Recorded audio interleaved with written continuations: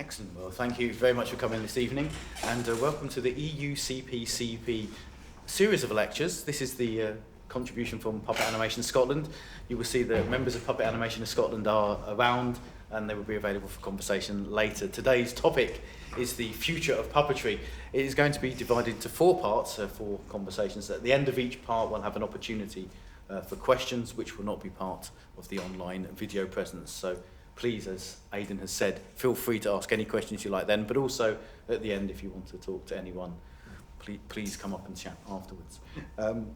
This is, in some ways, the climax of a project that Puppet Animation Scotland have been involved in for the past few years, which is engaging with several other European countries, looking at puppetry both as a performance form, what does it mean, where is it going, what is happening with it, but also about the promotion of critical engagement with it, which is where I come in. My name is Gareth K Vile. I am a theatre critic who has been working with Puppet Animation Scotland on this project. Please look up our wonderful website, which has writing from other people apart from me. It's not just my stuff. There's a mixture of academic things, reviews on there. Really part of an attempt to refocus attention onto puppetry in general.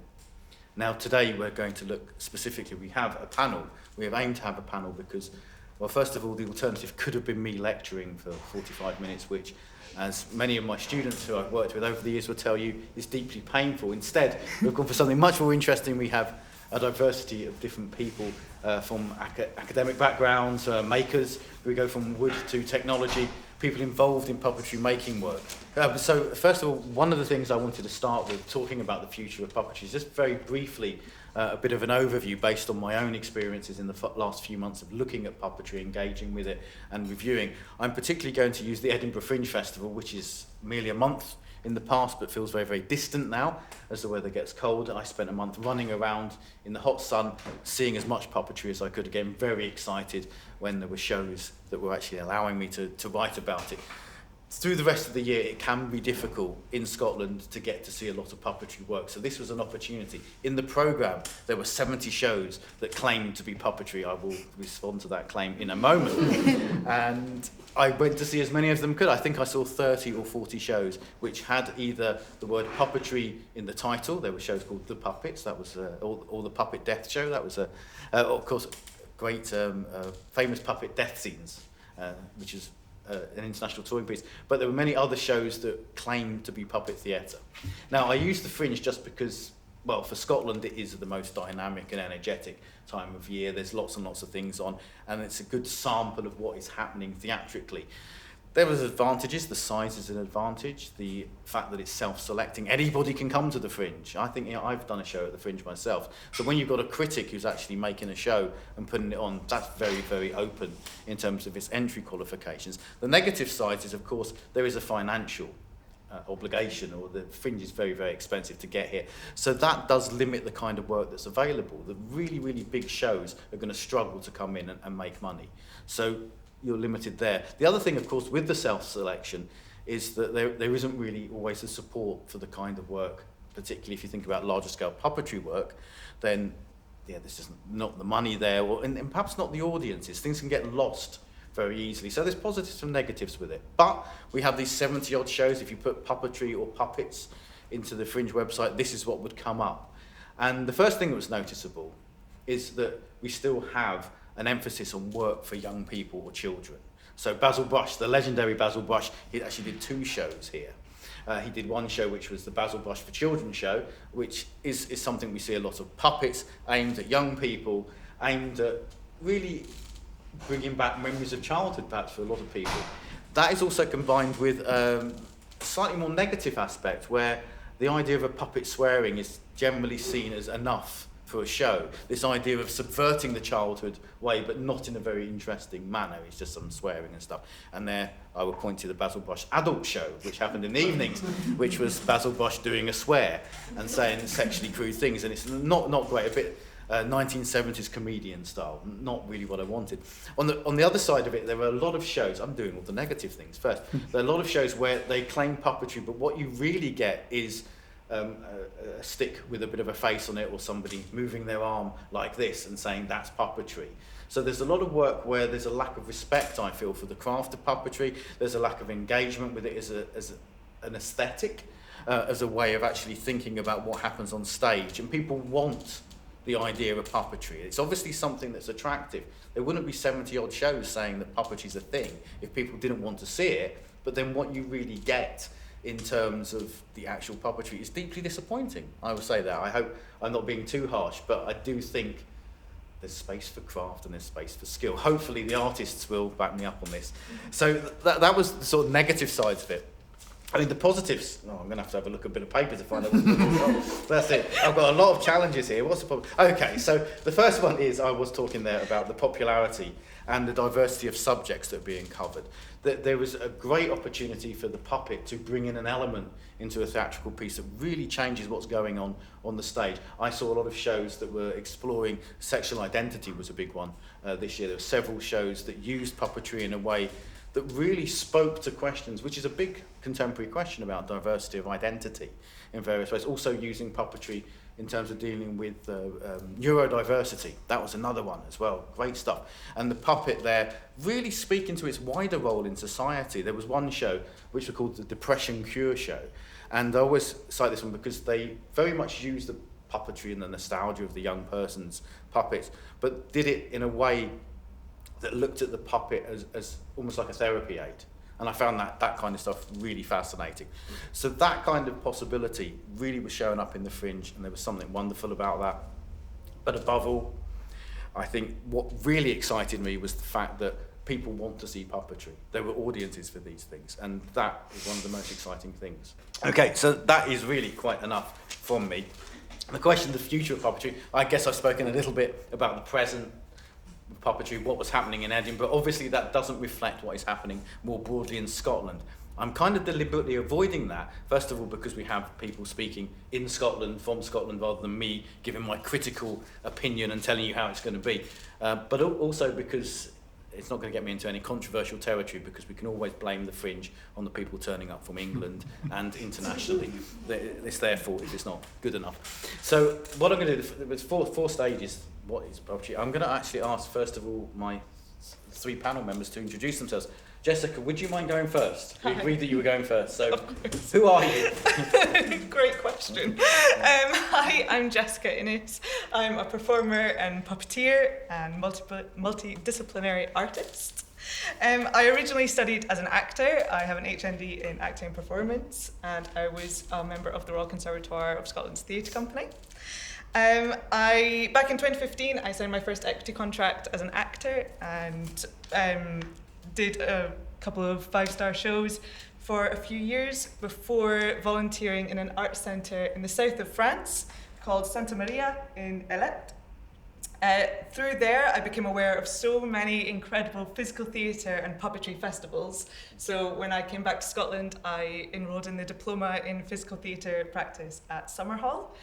There I graduated and fell in love with puppetry, and from there I began working as a puppeteer. In my own practice, I use multiple disciplines.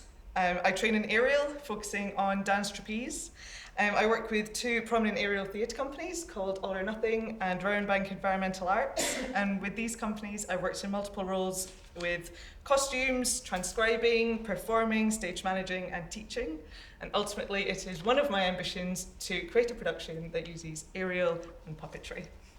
The productions that I often work in hold narratives that reflect issues within our society. And as I develop my skills in puppet making, I have also learned a bit more about wood carving and using more sustainable products within my practice. Puppet Animation Scotland supported me through their creative fund in 2021 to 2022 so that I could enrol in Bernd Ogrodnik's Academy of the Wooden Puppet, where I've been learning to carve hand puppets, marionettes, rod and tabletops. That is me. Thank you so much. I think it's very interesting to hear the diversity of different forms that you've been working with over the years. That may be a theme that we come back to. The inspiration seems to have come from the south of France. Is that true? Definitely through the people that I met there and their knowledge around puppetry and physical theatre and the prominence that it has in France and in Europe was a great encourager to broaden my skills and not just be your stereotypical actor. And there's also a question there about peers. Now, be careful when you say this, but is there anyone else working in a similar area, working with wood in particular, or is it just you? No. There is a company called Vision Mechanics, and Kim Bergsagel was also a huge inspiration to me. She is here. She is a phenomenal artist, not only in just general puppetry, but in wood carving. She is a phenomenal artist, and I learned so much from just watching her in Vision Mechanics' new installation, The Fantastic Life of Minnie Rubinski, which is inspired hugely by Kim's mother. Excellent, thank you so much. Katie, now can I introduce you as the academic? And can you tell us about yourself? You can, if you like. I'm an academic, but only sometimes. My name is Katie Hawthorn. I'm an academic, a writer, and a journalist sometimes as well. And one of the reasons I'm here is not because I work in puppetry at all, but because I research into digital theatre and the future of theatre and performance in a kind of digital technology space. So as part of that, I just finished my PhD at the University of Edinburgh, which took me a really long time. And it looked at how Edinburgh and Berlin as two comparing cities that make theatre, and how digital technologies are changing what we consider to be a live performance, how we value it, how we recognise it, where we might find it, if not just on the stage, and the kind of like words that we use to describe it, and how digital technologies are kind of creating loads of opportunities and also challenges, and often people think that kind of digital and theatre can be quite contrasting things, and is that the case? So I spent 3 years collecting lots of data about theatres in Edinburgh and Berlin and in this kind of field, and finished collecting all of that data in 2019. And was like, I'll just spend 2020 writing that up, like nothing big's gonna happen, nothing's gonna change, it's gonna be fine. And then suddenly this admittedly very niche PhD became very different, and the face of theatre changed. Digital technology suddenly became not just this kind of edge thing, but maybe the savior of an industry or the downfall of it or something else. So suffice it to say, I ended up finishing my PhD only earlier this year instead, because it took a little bit longer after all of that. But since then, I've been working with 2 other organisations that are really interested in the future of theatre and performance in this area. The Academy for Theatre and Digitality, which is this institute in Dortmund in Germany, which might be of interest to some of you here if you're interested in experimenting in this space, and you can ask me later if you like. It's a place that takes in artists and gives them a place to work for 5 months and some funding to explore with a warehouse's worth of cool tech, basically, to see if there's something there that could enhance somebody's practice or something that can be learnt. And my job there is helping to document the experiments that people make and what gets learned, so that this knowledge doesn't get lost and people can learn from it. And instead of, and maybe this is something we can talk about later, instead of people making the same kind of first attempts all individually, we can kind of create some shared knowledge and kind of push forward a little bit in kind of terms of like sharing resources and things like that. And then the other thing that I do at the moment is I'm working with a European-wide body. Sorry, I'm really croaky today. You can hear me okay. A European-wide body called the European Theatre Convention, and they are working on a big cross-European study that asks lots of state-funded theatres across Europe to fill out this big survey about their feelings about digital in the theatre, what that might look like in terms of, is it backstage, is it on stage, is it more distributive, what does it look like, where does the money come from, all of this kind of thing. And we're going to be publishing the results of that in May, and hopefully that will be like the first big look at what the sector is doing and what it hopes to do, and where tech might come into all of that. So that was an extraordinarily long answer, but some of it is academic, some of it is not quite so much, but it was appropriately research-based. You're doing quite a lot of stuff there. I'm very interested in the shared knowledge aspect of that, but of course, digitality itself, there might be questions around where does puppetry fit into that? Is digitality part of puppetry, or is puppetry part of digitality? Yeah. Either way.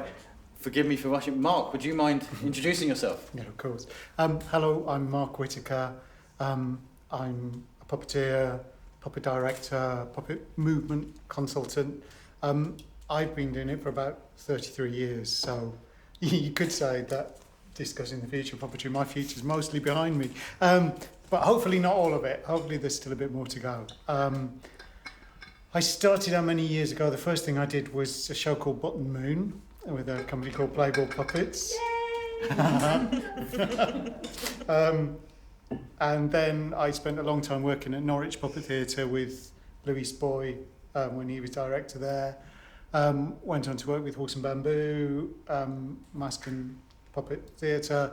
And recently I've been working as a director with companies like Lempen Puppet Theatre, Thingamajig Theatre, various other people, and also working with theatre companies who are using puppets, who might get me in to work as a movement consultant. And I think there's more to be talked about around that later. I've also worked on some films, some TV commercials, so I've had some experience of animatronics and that kind of thing. Also, quite a lot of street theatre, certainly in recent years, and giant puppets. That seems to be where things seem to be going quite a lot nowadays. So really, you've got a mixed disciplinary background. Is that fair to say? Yeah, you could say that, yeah. And it's quite interesting. I think one of the questions we might be working on later or thinking about is what is the relationship of puppetry to other art forms? And it does seem that you've come through and you've been working in different areas. Can I, apart from Button Moon, what was your inspiration that got you into puppetry when you started? I've kind of always had an interest in puppets, so it's always been something I've enjoyed. But I'm not one of these people that as a child, when I grow up, I want to be a puppeteer. I'm not sure, I don't know, maybe I'm wrong, but I'm not sure many people do that. People come to it either from a performance side or from a making side. It does seem to be a really interesting middle ground for that.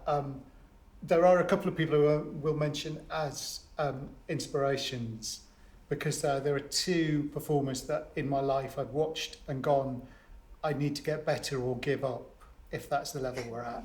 And one is he's no longer with us, sadly, Yang Fang, who is a Chinese hand puppeteer who was phenomenal and has had quite a big influence on things that I've done since then. I actually have a Chinese love puppet show that I made as a kind of tribute to him. And the other person is a man called Andras Lennart from Hungary, with a company called Micropodium. And if ever you get a chance to see him, he has a show called Stop, which is performed on a stage this big. And he's a huge man with big sausage hands, and he does some of the most delicate puppetry that you will ever see. And yeah, so those two are really big influences on me. The big question, part 2 of 4, the moment where we ask, what is puppetry? Mark, I'm going to go straight to you first of all. What is puppetry? And I have a supplemental question, so watch out for that one as well. Okay. I mean, I think for me, puppetry is about a conversation between the puppeteer and the puppet. And I do the rabbit ears because we all have a different idea of what a puppet might be. And I think that, you know, I've seen great object theatre shows, which I would call puppetry.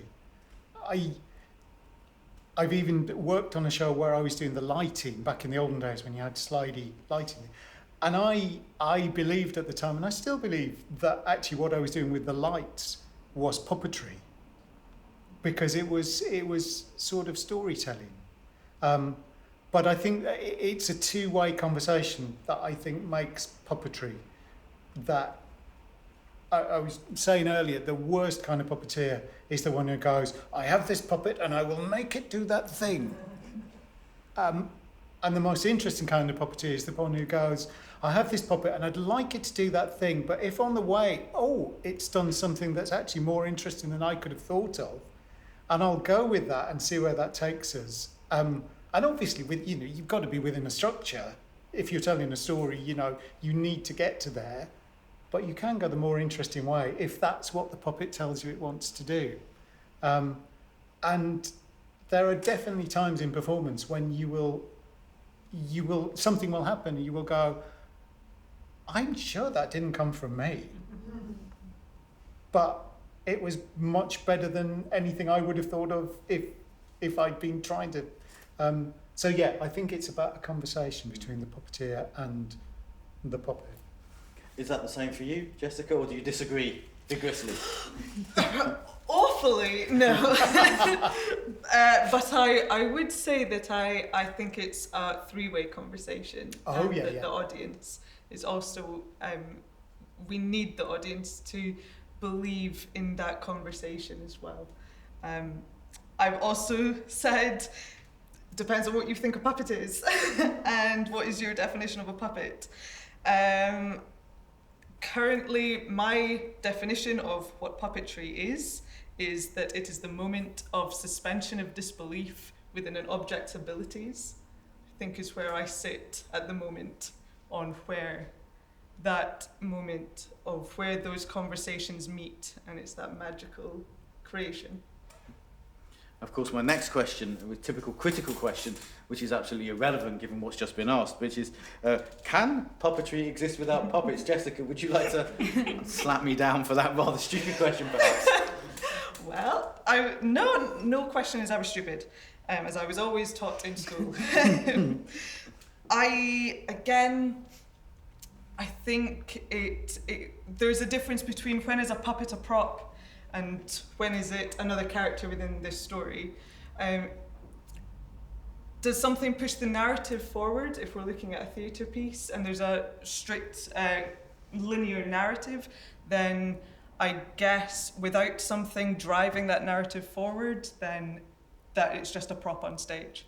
And if it continues the conversation, then it is a puppet.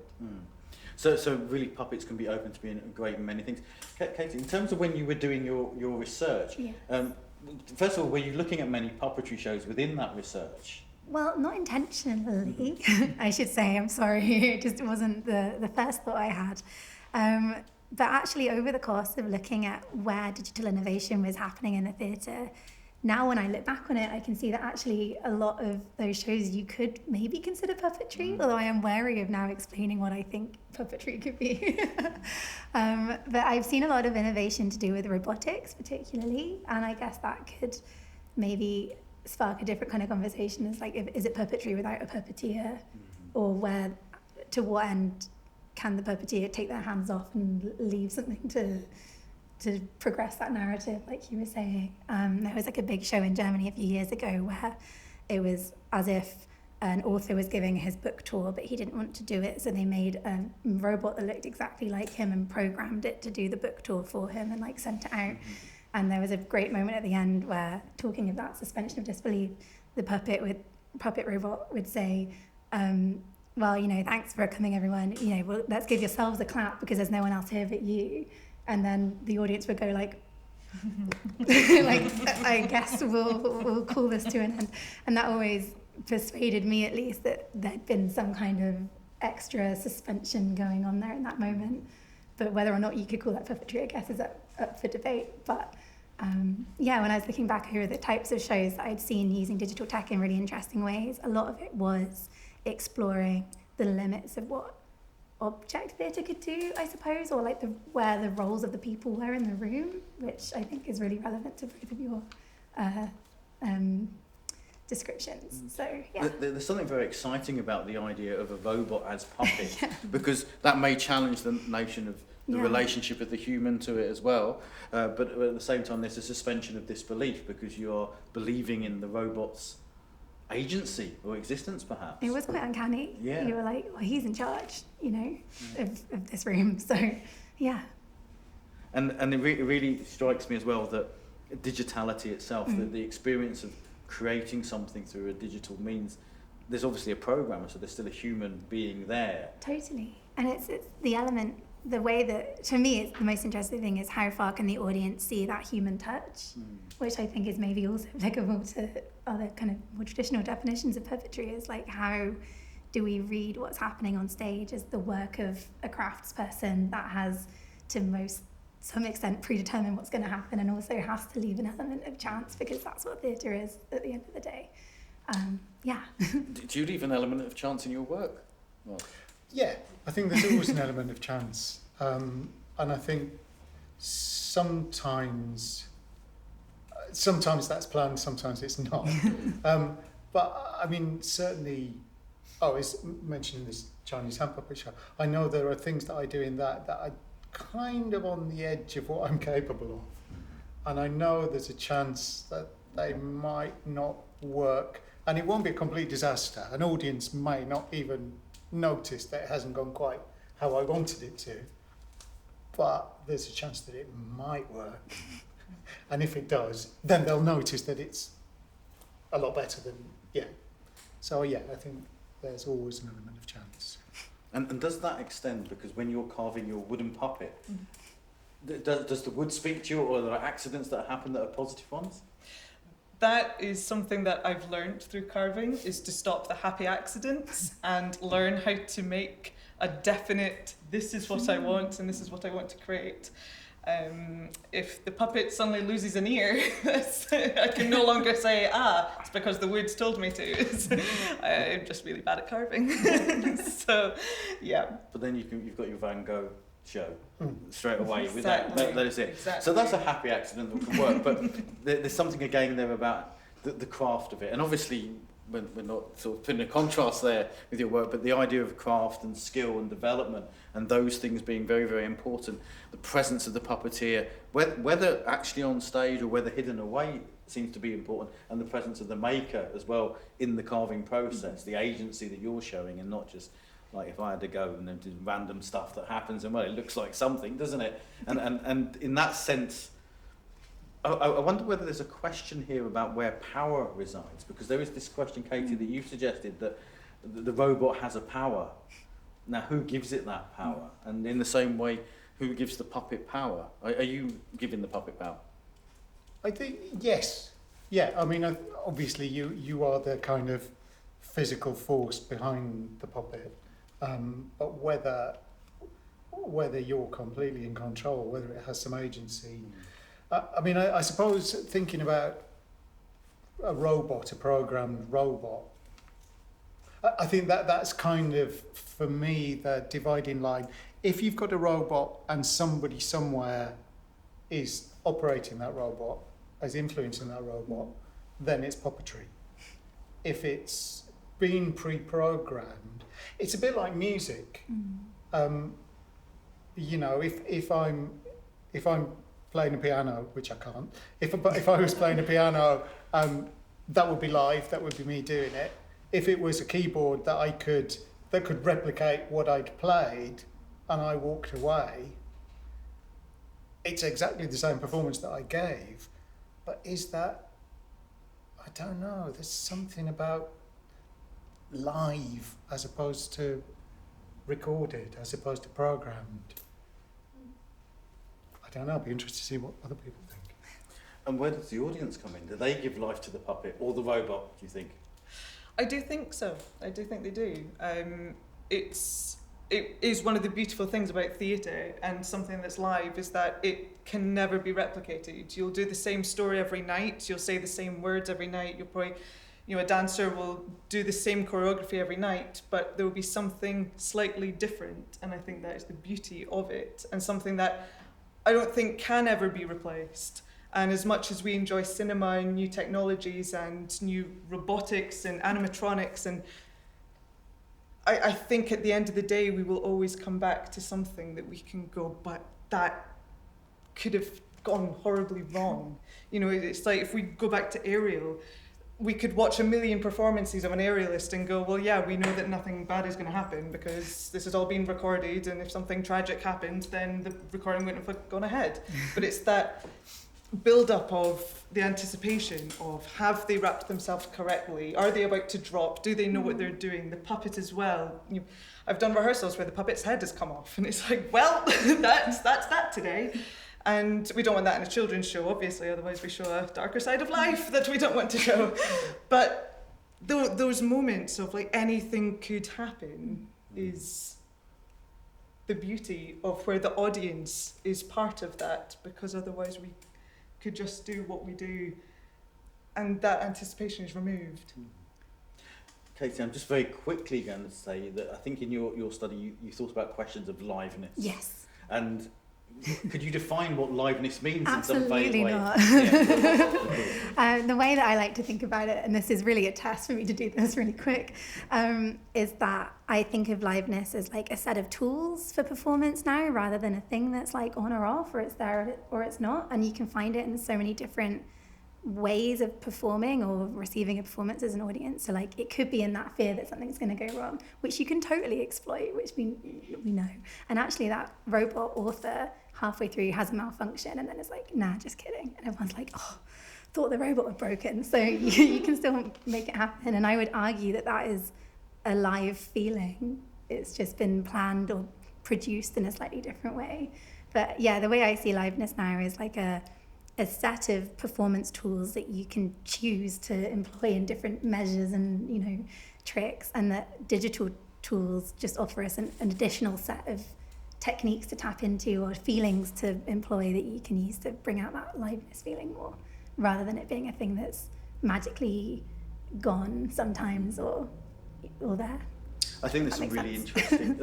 Yeah, there's some very interesting questions about. I knew I was going to do that at some point. There's a very interesting set of questions about the puppetry as a technology in itself. We tend to think of technology in terms of buttons being pressed and microphones being booted over, but actually puppetry itself is a technology.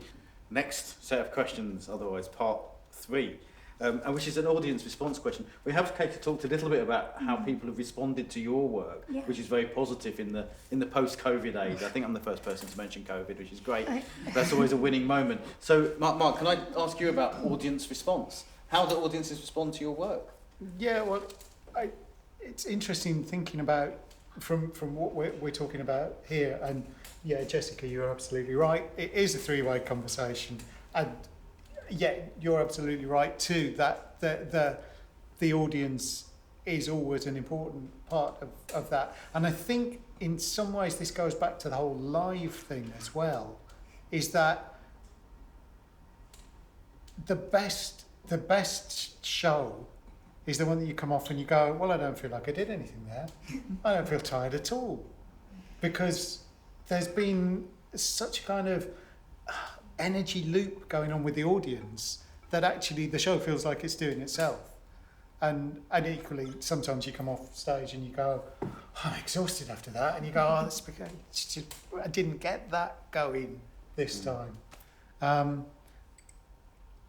I think, I don't know how you would get that with a pre-programmed thing. I don't know how that kind of, because it must be a two-way thing. It must be a kind of loop that happens. And maybe that will become possible with programmed things, but I'm not sure we're there yet. Yeah. Do you find when you're in the performance experience, are you aware of the audience at that point, or is it a case of afterwards you're just feeling things? No, I think that you've always got to have an eye, ear, sense. You've always got to be aware of your audience, because that's the whole point. The people who are watching are the point of view being there. If it's not about what I'm doing on stage, it's about how that's going across.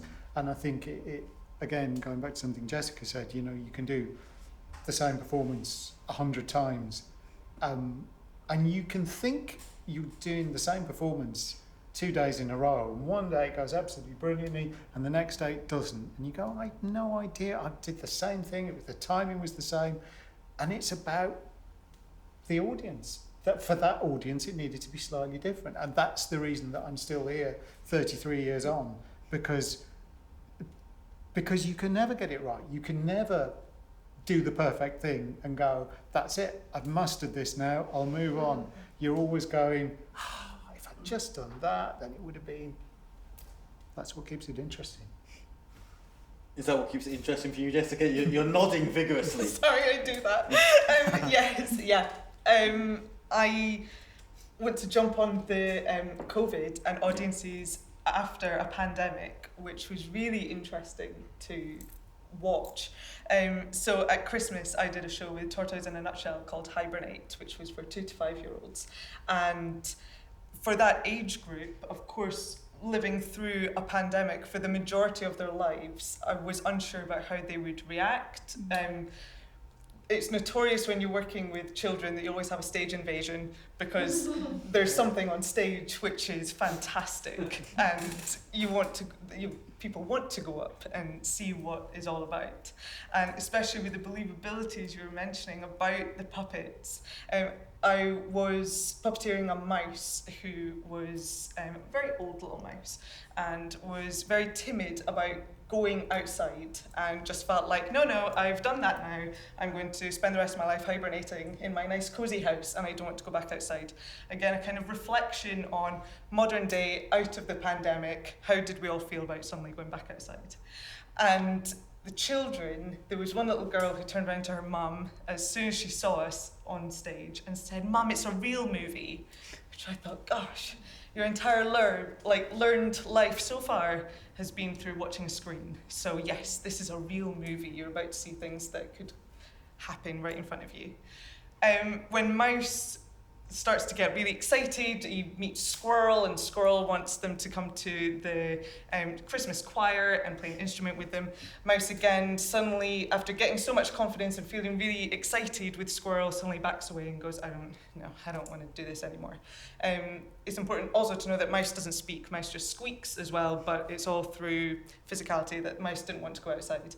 And no joke, the empathy that came from these children was beautiful, especially at such a young age. And so much of our learned empathy comes from our human interactions and understanding how humans work. For these children, they still had it. And people would stand up and say to Mouse, "You can do it, go outside, it's okay, you'll enjoy it, being outside is good for you." And I'm standing going, "Oh, it's so beautiful," trying to carry on. But it is those moments of, after a pandemic, audiences are still engaged, even as young as that, and they want to see more art and those relationships that happen on stage. Doing Storm by Vision Mechanics, which was a 10-metre tall puppet who was out in the world, and again, so many crowds of people who were overcome by this giant puppet, and the believability in her eyes, her breath, her walk. She would lean down to meet and greet the audiences. Again, it was just this, after a pandemic, we still have that empathy, even for an inanimate object, if we'll believe hard enough. It's been incredible so far to watch audiences. It's one of the interesting things. We've talked a lot about theatre for young people, performances and puppetry for young people. In the magazine that you have hopefully all on your seats, there was an interview with the director of Little Bo Peep, which was a show during the Fringe. And one of the things that would happen is they have the opportunity to actually touch the puppets at the end of the show. So there's a tactile nature to the puppet as well. Did you do something like that with your work? Do you let them have a go on Mouse, as it were? On Mouse, sadly, we couldn't because Omicron Okay. had a great big curveball right at the end of our run. But, you know, there were still moments, again, with the classic stage invasion where they just wanted to come up and say goodnight to Mouse as he tucked up into the little drawer with their little pillow and duvet cover. So, and that was allowed, that was fine. Storm, though, children definitely were encouraged to come up, feel the willow, hold her hand, feel her sandals, and just get, again, that connection because she was completely hand-willowed by Kim, and again, that connection with nature as well, touching something that was real, that was from the earth, and yeah. And do you enjoy stage invasions, Mark? Well, Yeah, interesting you should say that. I was performing last Saturday in a library down in Newark, down south. And it's a very simple show. I play a postman who doesn't speak, but, you know, it's a sweet story about him delivering parcels to people and putting their lives right through this. And I did 2 performances. The first performance went absolutely fine. This goes back to that thing of doing the same thing twice and getting different responses. But yeah, it was great. And I confidently went out to do the second performance that afternoon. And there was one boy who just didn't know how to behave in a theatre space. He was standing up, trying to grab things. He was, you know, trying to follow me around the back of the performance space. And there was one point where I blow bubbles and all the children stand up to get the bubbles, and that's fine. And I did the thing of everybody sit down, and they all sat down. And then this boy went, "No, we should stand up." I went, "Oh." And I knew at that point, because the character doesn't speak.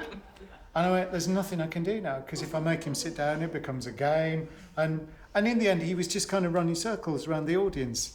And I was going, "I don't know what to do about this." I came off thinking, why can we not send him up chimneys anymore? But talking about this today and the whole COVID thing, I suddenly thought, actually, in fairness to this child, he may never have seen a live performance, or certainly not for a large proportion of his life. And actually, maybe I should cut him a bit more slack for ruining my performance. So yeah, maybe. So I think we have liveness cutting both ways here, Yeah. in both the negative and the positive. Katie, we talked a little bit already about how people responded to what your research was. Was that a surprise in terms of people suddenly wanting in on what you were doing? Well, when you said, "Oh, and of course they responded really well at the start of this," I was like about to be like, "No, they didn't," and because I think there is still a lot of resistance actually to even the mention of digital tech in a theatre space. Obviously, we're okay with it in some respects, but then when you were talking about the lighting and how that felt like a really special moment to you in a performance setting, like, you know, we can say, "Oh, we're fine with pre-programmed lights now," but actually, maybe we're not. Sorry, what was I saying? Yeah, I think there is still quite a lot of concern, or which is completely understandable, or hesitancy about the use, or kind of just mentioning digital next to theatre, or like thinking that it is in some way in opposition to what a live show would be, or what traditional techniques might look like. And my research has shown to me that that isn't the case really at all. And like even the most like bare bones of shows you could consider to be digital in some ways because of the certain things that they use, or the way that they work with a room even. And actually that it's like a much more of a sliding scale than people might think. But actually, yeah, no, I haven't had completely glowing, like, "Oh my God, great, tell me about your work." A lot of people are like, "No, because that's the death of this industry," and things like this. And So that's still even yeah, after 100%. COVID, Or that people feel that, you know, COVID, that was okay for then, and like we did what we had to do, and it kind of like, well, that was shit, but, you know, never mind, that's over now. And I would argue that that's not really a very fair like test case, a pandemic for one. And also that was only kind of one aspect really of like distribution. It's like, how can we share this act of theatre with an audience that aren't in the room? It's not really the full remit of like what all of digital technologies could do in a performance space.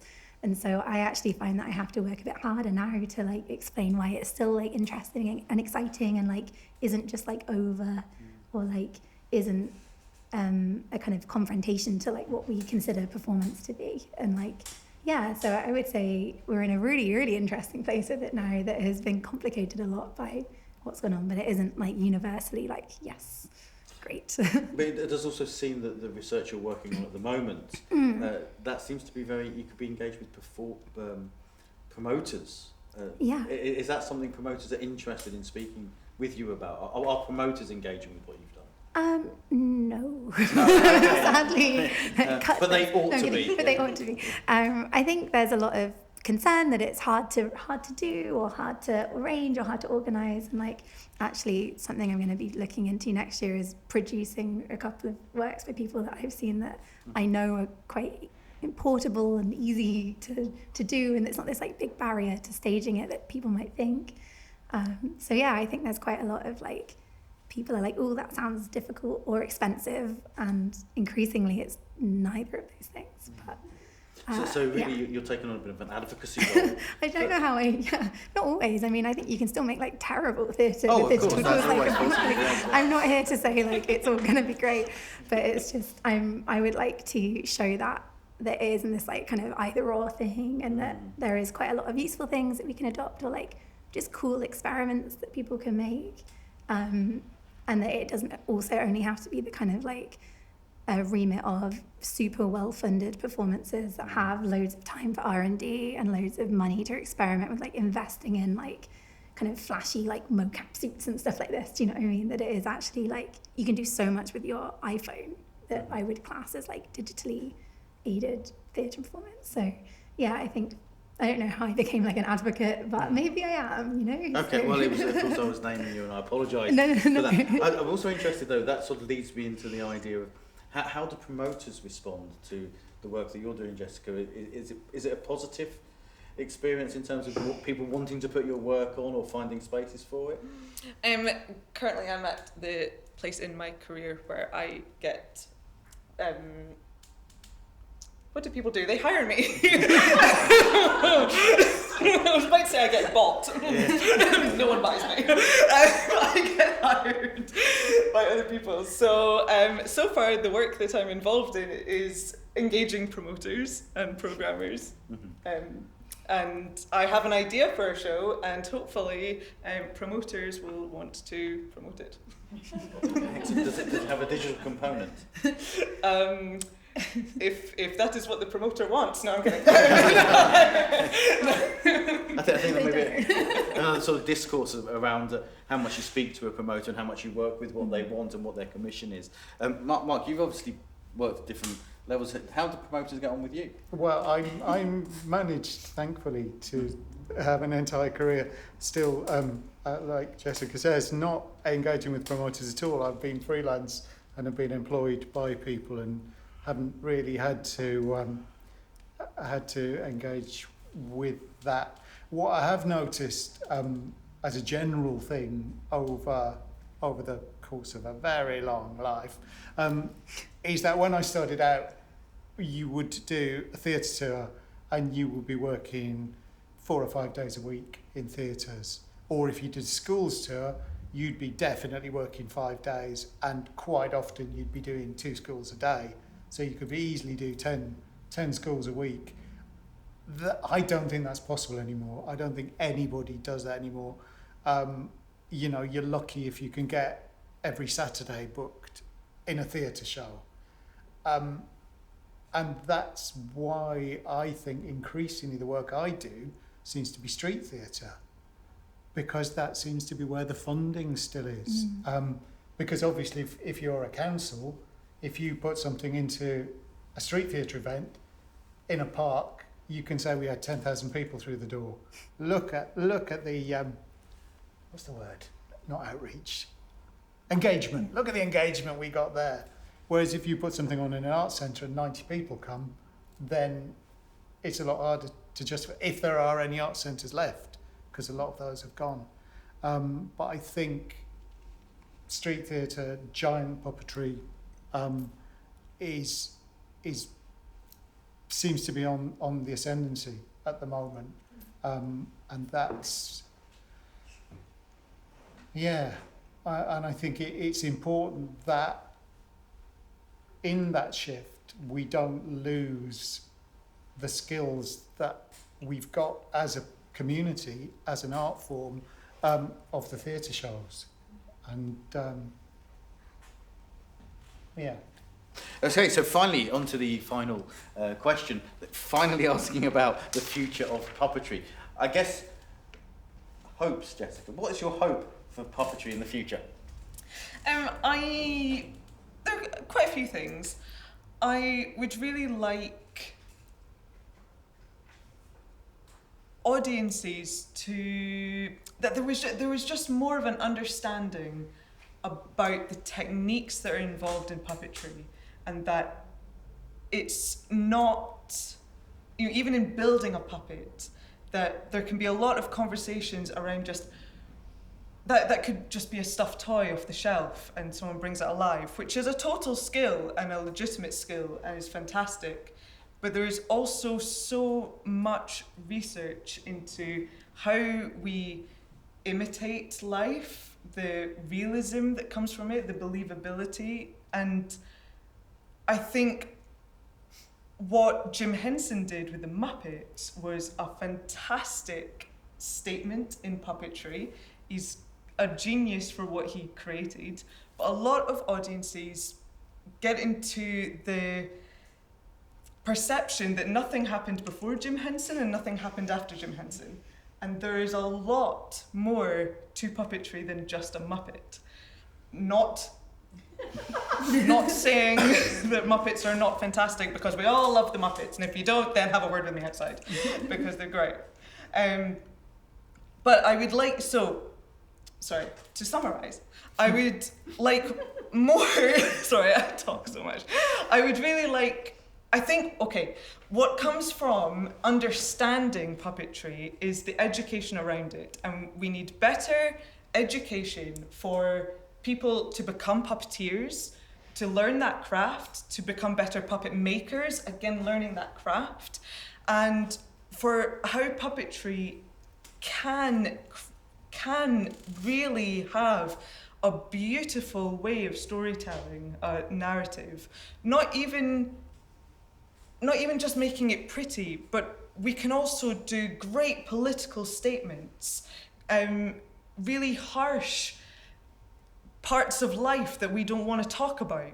Puppets remove that boundary, and I don't know why it is, but they remove that and let us talk about it, let us communicate about things, that we don't just need a puppet to be a toy in a child's performance. And I would really like to see more marionettes in the world of puppetry, because that art form has disappeared somewhere, and it was fantastic for Vision Mechanics to create a new piece using marionettes. And Stephen Mottram has a essay called Revisiting the Marionette, where he talks a lot about how the marionette is more associated with street theatre, which is brilliant as well, but I would like to see more techniques in how to really hone that craft. Bernd Ogrodnik does say, I don't think anyone will ever master the marionette. There are so many possibilities with that puppet, and they can be strung on 4 strings to 16 strings. They can do so much that I think is exciting, though. I don't think anyone should ever be a master completely, as Mark was saying. I've done that now, and now I can move on, because there's so much to discover in puppetry, and I really want it to become something that people are excited about, because I'm excited about it. And if I'm excited about it, everyone should be. Well, again, I think we've talked a little bit about the empathy of the performer and the belief of the performer in the puppet, and a belief in the future is, of course, very important there. Katie, you're obviously looking at it more generally in performance. Do you have hopes for the future of performance? Yeah, absolutely. I think for me, and especially like listening to everybody talk this evening, it just seems to me that there is so much more skill sharing and knowledge sharing to be done from the world of the theatre, which I sit, the kind of more digital part. There are people, experimenting with kind of like new forms of object theatre and manipulation that could learn so much from more traditional puppetry techniques, and maybe vice versa. And like there are, as new kind of tools are created, we need people that are going to work with them and figure out the amazing and beautiful things that they can do. And I think what I would love to see is resources made more available for people to learn more skills, just as you spent COVID learning how to woodwork. Maybe there could be kind of digital versions of this too, but also for people with like puppeteering backgrounds. And I think there is so much overlap there that could be so exciting if we could wrangle the money and the time to kind of fund something like that to happen. I would love to see it. I've seen people, teach themselves like 3D printing to make themselves fantastic puppets that they can kind of make on a more like modular basis, so that like if one part breaks, they can just make themselves another one in their like the back of their car, and things like this. And like I think there is so much exploring still to be done that I would love to see, and we would need funding for that, obviously. But if anyone's listening that has any money, I think it could be great. So yeah, I think that's my biggest hope. And do you have any hope left, Mark? I do. I've got three wishes. If you'll grant me three wishes, one of them is a bit specific, and it's in the field of film, puppetry, and animatronics. And there are some geniuses making these things. They're absolutely brilliant, and they make these amazing puppets that have got phenomenal controls in them. And then it gets to the filming day and they go, I'm going to perform this because I've made it and I know it better than anybody else. And I see the point to an extent, but I'm a puppeteer. I couldn't do what they do to make it.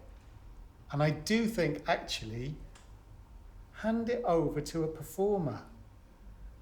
And the problem with that is often it needs rehearsal, and rehearsal takes time. And also, these things are really fragile. You know, you rehearse for a couple of days and all the servos burn out and you have to start again.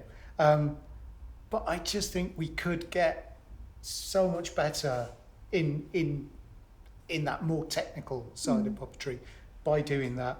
And the other thing, this is a personal bugbear, is that they always use kind of aeroplane remote control units because they're all techie geeks and that's what they do, you know. And I go, I'm a puppeteer, that's not a mouth movement, that's a mouth movement. And years ago, I worked with Neil Scanlon Studios. We did some commercials using ET. And they had a thing then, which was called the PAC, the Performance Animation Control System. And it was this amazing thing. And it was like a joystick, but with a mouth thing on the top.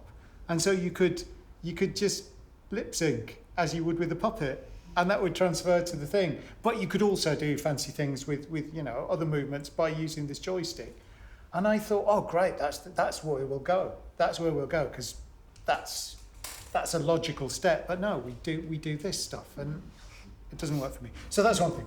Leave that aside. The other thing is working a lot in theatres. I mean, Warhorse and The Lion King have done puppetry a great favour. They've brought puppetry into the mainstream, but they've also done us a bit of a disservice because a lot of directors now go, I really want to use a puppet in this show. And you get there and they go, yeah, the people aren't actually puppeteers. They did an afternoon course once, but I think they'll be...